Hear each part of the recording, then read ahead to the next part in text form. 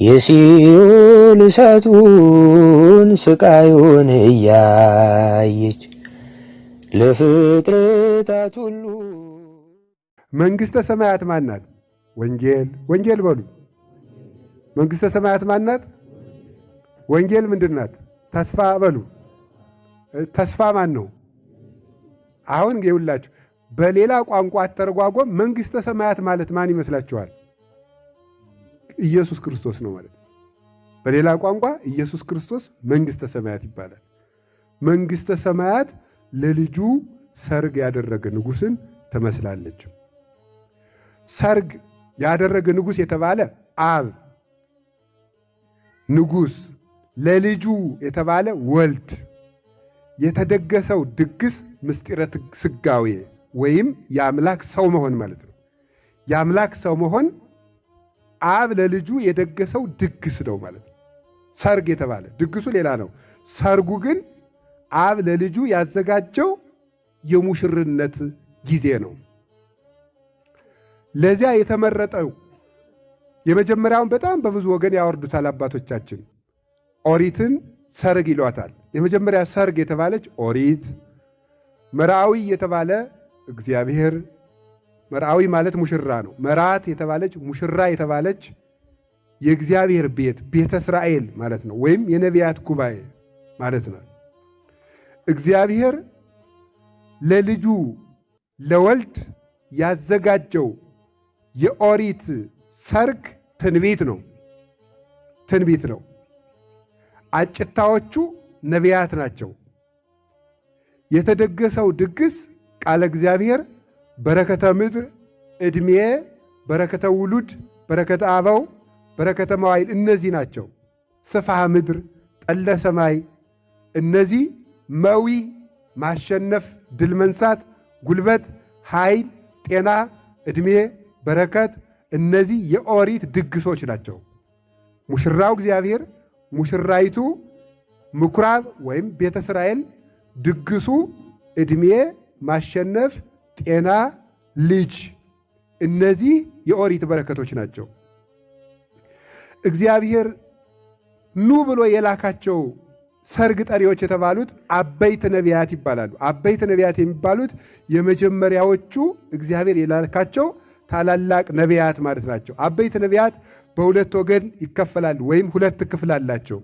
አንደኞቹ አርስተ አበው የሚባሉት እነ አብርሃም፣ ይስሐቅ፣ ያዕቆብ እነዚህ ሁሉ ነቢያት ይባላሉ። እነ ኢዮብ አበይት ነቢያት ይባላሉ። በሁለተኛ ደግሞ በዕድሜ አንሰው በትንቢታቸው ልዑላን የሆኑ እነ ኢሳይያስ፣ እነ ሕዝቅኤል፣ እነ ዳንኤል፣ እነ ኤርምያስ እነዚህ አበይት ነቢያት ይባላሉ። አባቶቻቸው እያሉ እነሱም ታላቆች ይባላሉ፣ በትንቢት በልጠው ስለተገኙ እነዚህ አበይት ነቢያት።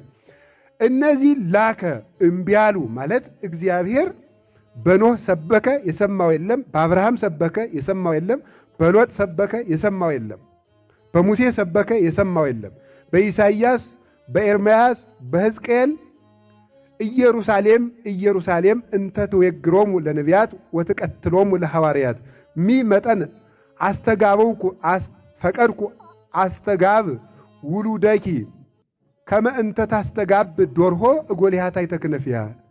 ኢየሩሳሌም ነቢያትን የምትወግራቸው ሐዋርያትን የምትገድላቸው ዶሮ ጫጭቶቿን በክንፏ እንድትሰበስብ ልጆችሽን በረድኤት ልሰበስባቸው በልጅነት ላቅፋቸው ላከብራቸው መጥቼ ነበረ። ነገር ግን ወባይቱ እያይመርኪ መዋዕለ ሰላምኪ ነገር ግን የሰላምሽን ዘመን አላወቅሽም ብሎ ጌታ እንደተናገረ ነቢያትን አለመስማታቸው የመጀመሪያው የሰርግ ጥሪ ነው። ወደ ኢየሩሳሌም ያደረገው ጉዞ ከግብፅ አውጥቶ ያደረገላቸው ጉዞ እግዚአብሔር ለሙሽርነት የጠራው ጊዜ ነው። እስራኤል ትረስዕኑ መራት ሰርጓ ሙሽራ ጌጧን አትረሳም ነበር፣ እናንተ ግን ረስታችሁኛል ይላል። የእስራኤል ሙሽራቸው እግዚአብሔር ነው። የእግዚአብሔር ሙሽራው እስራኤል ናቸው። የታተሙበት ደግሞ የውል ደብዳቤያቸው ሕግ ነው እና ለነሱ ፍቅረ እግዚአብሔር ነው፣ ለሱ ደግሞ አፍቅሮተ ሰብ ነው። እግዚአብሔር መፍቀሬ ሰብ ስለሆነ እግዚአብሔር ሰውን የሚወድበት እስራኤል እግዚአብሔርን የሚወድበት ይህ የእግዚአብሔርና የሰው ልጆች የሙሽርነት ማህተማቸው ነው። ሰው ከእግዚአብሔር ሙሽርነት የሚለየው እግዚአብሔርን መውደዱን ሲተው ነው። እግዚአብሔርም ደግሞ እኛን ፈታን የሚባለው ምን ሲያደርገን ነው? እኛ ስናስጸይፈው ነው። ሰቆራረ ኮንክሙን እንዳላቸው በኤርምያስ አስጸያፊዎች ሆናችሁብኝ፣ ተጸየፍኳችሁ። ጸሎታችሁ ምን ሊያደርግኝ ነው? ኢታርዩኒ ዕጣኑንም አታሳዩኝ ይላቸው ነበረ። መስዋዕቱንም አልፈልግም ይላቸው ነበረ። ለምን? የሰርግ ልብስ ሳይለብሱ ከሙሽራው ይገኛሉ። የሰርግ ልብስ ሳይለብሱ ከሰርጉ እንዴት እንደተገኙ ነግራቸዋለሁ። ቀጥሎ ደግሞ ምን ላከ? ደግሞ ደቂቅ ነቢያትን ላከ። ከነሱ የነቢያት ደቀ መዛሙርት የነበሩትን ሌሎችን ነቢያት እነ ሶፎንያስን፣ እነ ዘካርያስን፣ እነ ናሆምን፣ እነ ሚልኪያስን፣ ሚክያስን እነዚህ ሁሉ ነቢያት ላከ። እነሱንም አንሰማም አሉ። አንዳንዶቹን ግን ገደሏቸው የተባለ ደግሞ ኢሳይያስን በመጋዝ ሰነጠቁት፣ ዳንኤልን በድንጋይ ወገሩት፣ ኤርምያስን ወገሩት፣ ሕዝቅኤልን ወግረው ገደሉ፣ ዘካርያስን አንገቱን ቆረጡ፣ ዮሐንስን አንገቱን ቆረጡ። በሁሉም አልሰሙም ማለት ነው። ሌሎችንም ገደሉ። ከዚህ በኋላ ምን አደረገ ይላል? ሀገራቸውን ባሮቹን ልኮ ሰራዊቱን ልኮ ሀገራቸውን አጠፋ። ምን አደረገ? እነሱን ገደላቸው ይላል። ቀድሞ በናቡከደነጾር የሱን ወገኖቹን ነቢያት ስላልሰሙ በግድ ፍትህ የማይሰማ ናቡከደነጾርን ከባቢሎን አውጥቶ እየገረፈ ምንጣፍ አሸክሞ ራሳቸውን መልጦ እግራቸውን በመንገድ ልጦ ሰውነታቸውን በጅራፍ እየገጠመ ይዟቸው ሄደ። ቤተ ክርስቲያናቸውን ወይም ደግሞ ቤተ መቅደሳቸውን ኢየሩሳሌምን ሀገራቸውንም አቃጠለ። መጻሕፍቱንና ነዋያተ ቅድሳቱን ሁሉ ዘርፎ ባቢሎን ይዞት ሄደ። በኋላ በሐዲስ ኪዳን ደግሞ ምን አደረገ? ሐዋርያትን ላከ። አልሰሙም። ስላልሰሙ ምን አደረገላቸው? እሱ መጥቶ እስከ 33 ዓመት ቢላቸው አልሰማሉ። በደቀ መዛሙርቱ 37 ዓመት ሰበካቸው፣ አልሰሙም። ስላልሰሙ ጥጦስ የሚባል ንጉሥ ከሮም አምጥቶ እነሱን ገሎ የውር ሞት እንዲጋደሉ አድርጎ እናንተ ናችሁ ያስማረካችሁን። የውር ሞት ማለት ጥቅም የሌለው ሞት፣ የዘመድ አዝማድ ሞት፣ የእርስ በርስ ሞት ማለት ነው። ጠላት ሳይገባ ወገን ለወገኑ ጠላቱ ነው የሚሞትበት ሞት የውር ሞት ይባላል። እነሱ እርስ በርሳቸው እየተላለቁ እነሱ ሲጋደሉ ሮማውያን ኃይል እያገኙ ይዘዋቸው ሄዱ። ቤተ መቅደሳቸውን በ70 ዓመተ ምህረት ምን አደረጉ? ተቃጠለ። በኋላ እንግዲህ ተመልከቱ፣ ተሰደው እስከ 1948 ዓመተ ምህረት ድረስ ምን ማለት ይመስላችኋል? ከአንድ ሺህ ስንት ይሆናል? እሺ 70 ዓመት ከ1948 ስትቀንሱበት ስንት ይሆናል? 48 22 ስትቀንሱ ስንት ይሆናል? 1888 ዓመተ ምህረት እግዚአብሔርን ስላልሰሙ በባርነት ሲቀቀሉ ኖሩ ማለት ነው እስራኤል። የጀርመኑ ሂትለር ብቻ 6 ሚሊዮን እስራኤላውያንን አነደዳቸው እንደ ጧፍ። ለምን? እግዚአብሔርን ስላልሰሙት ማለት ነው። እንደ ጧፍ እያነደደ ዳቦ በዚህ ምንድነው ዳቦ የሚጋገርበት ማሽን ባትራ ነው የሚባለው፣ እዚያ ውስጥ አድርጎ እንደዚያ ያለ እስራኤልን የሚጠብስበት የኬሚካል ብረት አዘጋጅቶ ሲጠብሳቸው ኖሩ። ለምን? እግዚአብሔርን ስላልሰሙ። ሀገራቸውንም አቃጠሉ፣ እነሱንም ገደለ። ከዚህ በኋላ ምን አደረገ? እነሱ በኦሪት አጠፋቸው። ምን አደረገ? ጥሩ ያገኛችሁትን ሁሉ እስራኤል ስላልሰሙኝ ጥሯቸው አለ። እነ ሩትን አመጣ። ሌሎችንም ከአብርሃም ያልተወለዱኝ የአብርሃም ዘር ነን እያሉ ሲመጸድቁ ከአብርሃም ያልተወለዱትን እነ ትዕማርን እነ ሩትን እያመጣ በሜዳ ያሉትን ሁሉ ወደ ኦሪት ድግስ ጠራቸው። ሌሎቹን ከበረከቱ አሳተፋቸው። እነሱን አውጥቶ እየጣለ ሰብስቦ ገብቶ እግዚአብሔር በቤቱ ጎበኘ። የሰርግ ልብስ ያለበሰ አስተጋብኡ ውስተ ፍናው፣ ተመልከቱ፣ ኩሎ ዘረከቡ ውስተ ከብካብ እመይ ሰናይ ወእመይ እኩየ፣ ክፉንም ደጉንም ሰበሰቡ ይላል። ክፉ ያላመነ፣ ሰናይ የተባለ አምኖ ምግባር የያዘ፣ ክፉ የተባለ ሃይማኖት የሌለው ግን ሰውነቱ ያልቀና ሰው ነው። ከሰርጉ ቤት አለ ግን ምን ያደርጋል? የሰርግ ልብስ ግን አልለበሰም። ምን ማለት ነው? የኦሪትን በረከት ይፈልጋል። በኦሪት የእግዚአብሔር ሕዝብ ተብሎ ይጠራል። የኦሪትን ሕግ ግን አያከብርም። ኢትስርቁ ትቤ ለሊከ ትሰርቅ ቤተ መቅደስ፣ አትስረቁ ትላለህ፣ አንተ ቤተ መቅደስን ትሰርቃለህ። ኢትዘሙ ትቤ አታመንዝር ትላለህ፣ ለሊከ ተሐውር ሀበ ብእሲተ ብእሲ፣ አንተ ራስህ ወደ ወንድ ሚስት ትሄዳለህ። አንተ በሌላው የምትጠላውን ራስህ የምታደርገው ከሆነ ብልጫ ምንድን ነው? ዘለባይድ ትሚሄር፣ ለሰው የምታስተምር ራስህን አታስተምርምን ይላቸዋል አይሁዳውያን። ቅዱስ ጳውሎስ ሲወቅሳቸው በኦሪት እየተጠሩ በኦሪት እያመኑ የኦሪትን በረከት እየፈለጉ የኦሪት ሕይወት ግን የላቸውም። በአብርሃም ቃል ኪዳን እየተጠሩ የአብርሃም ሕይወት የላቸውም። ለዚህ ነው ጌታ አይሁድን አንትሙሰ እምአቡክሙ ሰይጣን አንትሙ፣ እናንተ ከአባታችሁ ከሰይጣን ናችሁ ያላቸው። ኧረ እኛ አባት አለን አብርሃም አለን አሏቸው። የአብርሃም እመሰ ውሉደ አብርሃም አንትሙ ግብረ አብርሃም ገበርክሙ፣ የአብርሃም ልጆች ብትሆኑ የአብርሃምን ሥራ ትሰሩ ነበረ። አብርሃም እሰ ይገብረ ከመዝ፣ አብርሃም እናንተ የምትሰሩትን ሥራ አልሰራም። ከተመሳቀለ ጎዳና ላይ ቤቱን ሰርቶ የወጣ የወረደውን ያለፈ ያገደመውን እንግዳ ሲቀበል ይኖር ነበር እንጂ።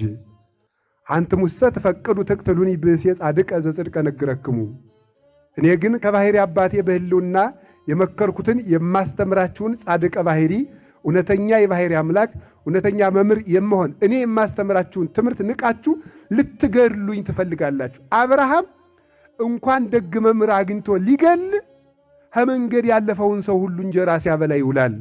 እናንተ የአብርሃም ልጆች አይደላችሁም ብሎ ጌታ ወቀሳቸው የኦሪትን። ስለዚህ ምን አደረገ? ብዙኃን ጽዋን ህዳጣን ህሩያን፣ በኦሪት ስም በእግዚአብሔር ሕዝብነት የተጠሩ ብዙዎች ናቸው። የእግዚአብሔር ባለሟል የሆኑ ግን ጥቂቶች ናቸው።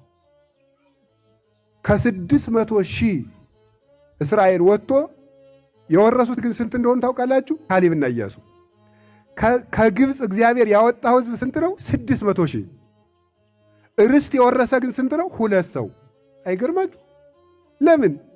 በትቢቱ በበደሉ በአንጎርጓሪነቱ ሁሉ ረግፎ ቀረ። የእግዚአብሔር ሕዝብ መባሉን ስሙን ይዘውታል። በረከቱንም ይፈልጋሉ። ለበረከቱ ግን ሕግ አይፈጽሙ። እግዚአብሔር የሚላቸውን አያደርጉም። እግዚአብሔር የሚሰጠው እንግዲህ ይፈልጋሉ። እነዚህ ነበረ የተመረጡ ጥቂቶች የተባሉ። እስራኤል ያልገቡት ጣዖት እያመለኩ ዝሙት እየዘሞቱ የእግዚአብሔርን ነቢያት እየነቀፉ ካህናትን እየሰደቡ መሥዋዕቱን እያቋረጡ እየተጠራጠሩ ስላስቸገሩት መሬት ላይ ያስቀራቸው። 40 ዓመት 40 ቀን ሊያስገባቸው የነበረውን ሀገር መንገድ እየጠፋቸው እንደገና ይውላችሁ። እስራኤል 40 ዓመት ተጓዙ ሲባል እንዲሁ እግዚአብሔር ዝም ብሎ ዚዮ ላይ እንዲረግጡ እያረጋቸው ማለት አይደለም። ምን ማለት ነው? እግዚአብሔር 40 ቀን ሊያስገባቸው የነበረውን መንገድ እነሱ ለጽድቅ ዳተኛ ስለሆኑ ምን ያደርጋቸዋል? የማያውቁትን መንገድ 40 ቀን እንዲጓዙ ያደርጋቸዋል። እንዲጓዙ ያደርግና ሲጠፋቸው አይ ለካ የተሳስተን መተን ብለው መልሰው ተነሱበት ይመጣሉ። እንደገና ይጓዛሉ። ለይግብው ጸላይቴ ድኅሬሆሙ ያለው ቅዱስ ዳዊት እንደዚህ ያለውን ወደኋላ አድጓነስ መሆን ተጉዞ ወደኋላ መመለስ እንዲያሉ ሳይገቡ ቀሩ። መጠራት ሳይሆን መመረጥ ነው የሚያድነው። ስለተጠሩበት መዳን የለም። እኒህ ናቸው ለሰርጉ ሳይገቡ የቀሩት የሰርግ ልብስ ያለበሱ የተባሉ። ሰርግ ኦሪት፣ ሙሽራ እግዚአብሔር፣ ሙሽራይቱ ቤተ እስራኤል፣ ድግስ የኦሪት በረከት፣ ዕድሜ፣ ጤና፣ ኃይል፣ መንግሥት፣ ክህነት እንደዚህ ያለው ሁሉ የእህል በረከት እንደዚህ ያለው ነበረ። በረከቱን አጡት። ለምን? የሰርግ ልብስ ያለበሰ የሰርግ ድግስ አይበላም። የኦሪት ሕግ ያልጠበቀ የኦሪት በረከት አይበላም። ተነቀሉ ማለት ነው። ከርስት የነቀላቸው ምን ማለት ነው? የሰርግ ልብስ አለመልበሳቸው ነው። ሁለተኛ ቤተ መንግሥተ ሰማያት ለልጁ ሰርግ ያደረገ ንጉሥን ትመስላለች። ሰርግ ስጋዌ፣ እስቲ ስጋዌ በሉ። ስጋዌ እንዳትሉ ስጋዌ በሉ እንጂ አጥብቁ። ጋን አጥብቋት። እዚህ ጋር ሲሏችሁ ብቻ ነው የምታጠብቁ እንዴ? ስጋዌ በሉ እስቲ። ስጋዌ ጋን አጥብቋት እንጂ አጥብቁት በደንብ። ስጋዌ ማለት ምን ማለት ነው? የአምላክ ሰው መሆን ማለት። እስኪ በሉ። ወይም ተዋሂዶ ማለት ነው። ይሄ ምን ይባላል? የቤተ ክርስቲያን ሰርጓ የክርስቶስ ሰው መሆን ነው። ሙሽራ ማን ትሆናለች ሲባል እመቤታችን። እስኪ እመቤታችን በሉ። ሙሽራ ማን ይሆናል? ወልድ በሉ እንጂ። እሺ የሙሽራው አባት ማን ነው?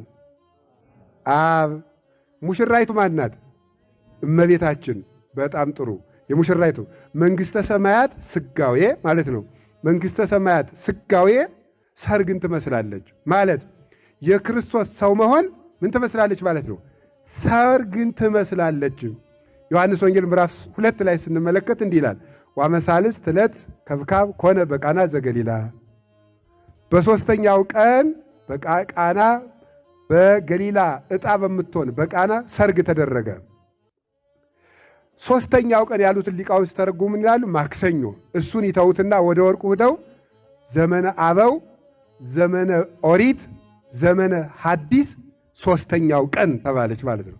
ዘመነ ብሉይ ማለት ዘመነ አበው ማለት ከአዳም እስከ ሙሴ ያለው አንድ ቀን ይባላል በእግዚአብሔር አቆጣጠር። በእግዚአብሔር ሺህ ዓመት አንድ ቀን ስለሆነ ሁለተኛ ቀን የተባለ ደግሞ ከሙሴ እስከ ክርስቶስ ያለችው ናት። ሦስተኛ ቀን የተባለችው ደግሞ ከጌታ ሰው መሆን እስከ ዓለም ፍጻሜ ያለው ሦስተኛ ቀን ይባላል። ያኛው ዘመን ግን መንግሥተ ሰማያቱ ቀን የለውም ማለት ነው። ያለ ዘመን የምንኖርበት ጊዜ ነው። በሦስተኛው ቀን ሰርግ ተደረገ ማለት በሦስተኛው ዘመን አምላክ ሰው ሆነ ማለት ነው። ሙሽራይቱ እመቤታችን ናት። ሙሽራው ወልድ ነው። የሙሽራይቱ ጌጥ ምንድን ናት? ሀብተ መንፈስ ቅዱስ ነው። ሰርጎ መንፈስ ቅዱስን የተጌጠች እመቤታችን ልቡናዋ በወርቀ ንጽሕና ያጌጠ፣ ሕሊናዋ በወርቀ ንጽሕና ያጌጠ፣ ሕዋሳቷ በንጽሕና በቅድስና ያጌጡ መራት ዘመንፈስ ወአኮ መራት ዘሥጋ፣ መንፈሳዊት ሙሽራ እንጂ ሥጋዊት ሙሽራ ያይደለች ማለት ነው። ለዚህ ነው እመቤታችን በመንፈስ ቅዱስ ያጌጠች ከመሆኗ የተነሳ ልብስም ሽቱም ምንም ነገር ያልፈለገችው አጭታው ቅዱስ ገብርኤል ነው። እመቤታችን ለወልድ ሙሽርነት ያጫት ሰይም ትባላለች። መራት አብ ትባላለች እመቤታችን። ያ ሙሽራ ማለት አብ ለልጁ የመረጣት ማለት ነው። ንጽሕናዋን፣ ቅድስናዋን፣ የህሊናዋን ንጽሕና፣ የልቧን ንጽሕና፣ የሕዋሳቷን ንጽሕና፣ ሃይማኖቷን ማጭ አድርጎ ያጫት ማለት ነው እመቤታችን። ከዚያ በኋላ ለሙሽርነት ስትመረጥ እሷ በመታጨቷ ምክንያት ለእኛ በረከት አግኝተናል። ልጅ ለባል ስትጣጭ ለእናት አባት ጥሎሽ ይጣልላቸዋል። እመቤታችን ለወልድ ሙሽርነት ስትታጭ፣ ሙሽርነት ማለት ለመውለድ ማለት ነው። ስትታጭ አባቷ አዳም እናቷ ሔዋን የበረከት ጥሎሽ፣ የሥጋው ደሙ ጥሎሽ፣ የልጅነት ጥሎሽ ማጫ አግኝተዋል። ቅዱስ ያሬድ በዝማሬው የጌታን ሥጋና ደም ሕጽያ ለቤተ ክርስቲያን እንዲለው፣ ሕጽያ ለቤተ ክርስቲያን ማለት የቤተ ክርስቲያን ማጫዋ ጥሎሿ የክርስቶስ ክቡር ሥጋው ቅዱስ ሥጋው ክቡር ደሙ ነው። ባል ለሚስቱ ወርቅ ጥሎ ያገባታል። ክርስቶስ ለቤተ ክርስቲያን ሥጋውን ደሙን ማጫ አድርጎ ነው ያገባት። ስለዚህ እናቷ ሔዋን፣ አባቷ አዳም፣ እናቷ ኢያቄም፣ እናቷ ሐና፣ አባቷ ኢያቄም፣ አባቷ ዳዊት፣ እናቷ ነሳራ ነርብቃ፣ እነዚህ ሁሉ የልጅነትን የሥጋው ደሙን የክብርን ወርቅ አግኝተዋል፣ ተጥሎላቸዋል። እግዚአብሔር ነው የሰጠው። ስለዚህ እመቤታችን ምንድን ናት? የበረከታችን ምንጭ፣ የስጦታችን ምክንያት ናት እመቤታችን። የሀብታችን መዝገብ ናት እመቤታችን። ሙዳዬ ፈውስ፣ ሙዳዬ አሚን፣ መዝገበ በረከት ናት እመቤታችን። የስጦታችን ምንጭ፣ የጌጣችን እናት እመቤታችን ናት።